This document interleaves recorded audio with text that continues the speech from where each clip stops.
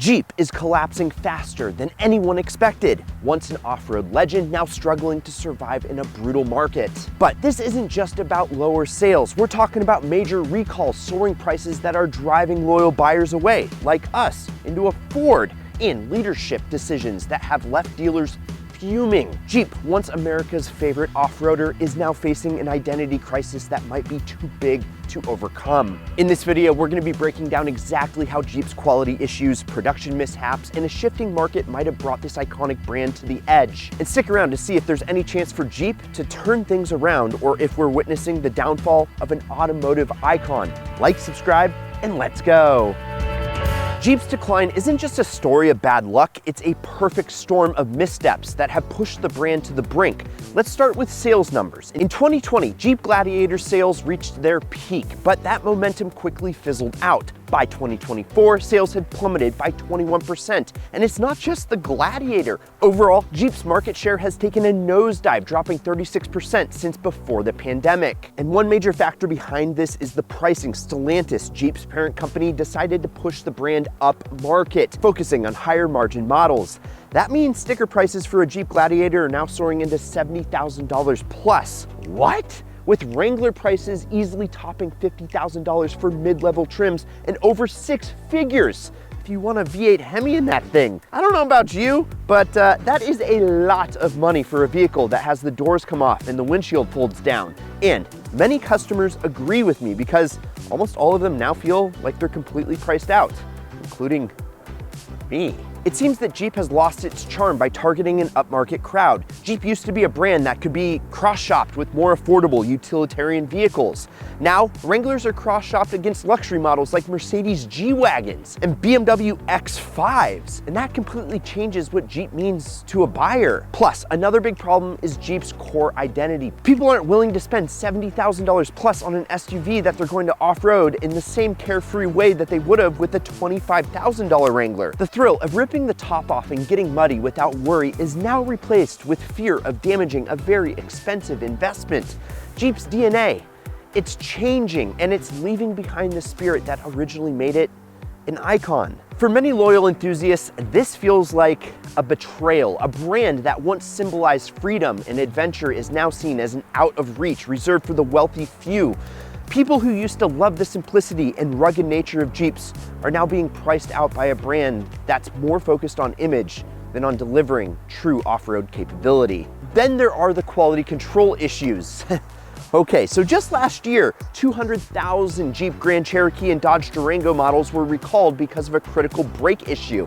And yeah, you know, you need the brakes. And this wasn't even the first recall. It was a repeat problem, one that Stellantis failed to fully address the first time around. What were they thinking? For a brand that's supposed to represent rugged reliability, this was a huge hit to consumer trust.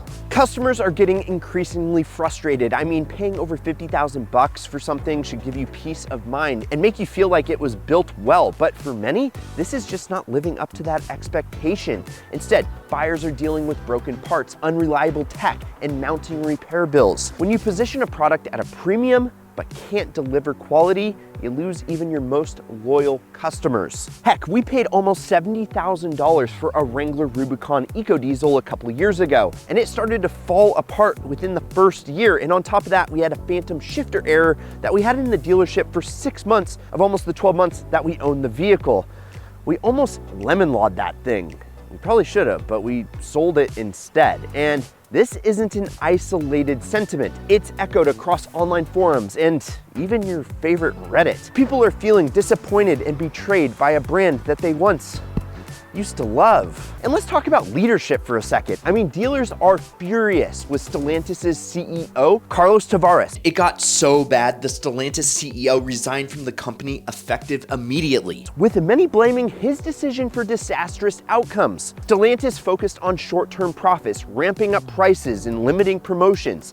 This strategy might have looked good on the balance sheet in the short term, but it completely alienated Jeep's loyal customer base, who were used to affordable off-roaders. And Stellantis' aggressive pricing strategy didn't just drive away buyers, it created friction at every level, from the factory floor to the dealerships. According to our insiders, even salespeople are struggling to understand who their target market is supposed to be. Are they selling a rugged off-road experience, or are they pushing a luxury SUV that competes with the likes of Land Rover and G-Wagons?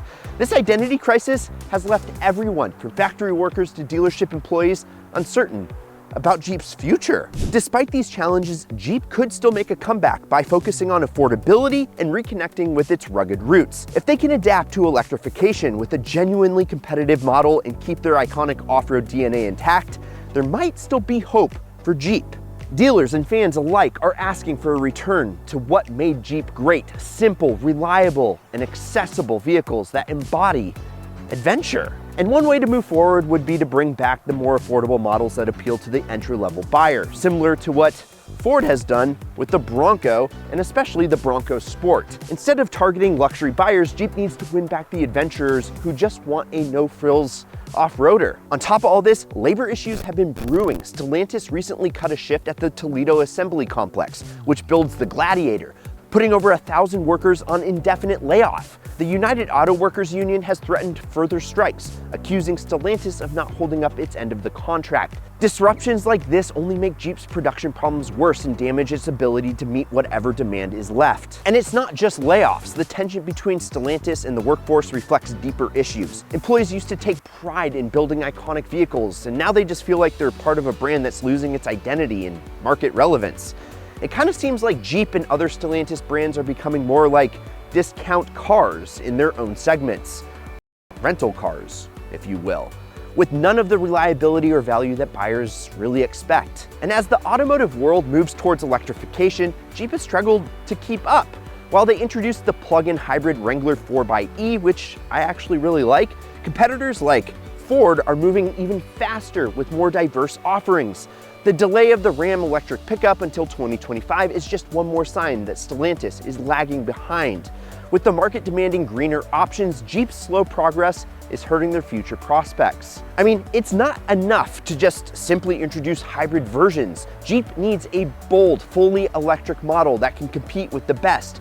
The Wrangler EV concept was a good start, but delays and lack of clear timelines have left potential buyers super skeptical. But as you guys all know, Jeep isn't alone in this struggle. Stellantis as a whole is facing super tough times. Other brands under the Stellantis umbrella, like Ram and Dodge, well, they've struggled to keep up as well.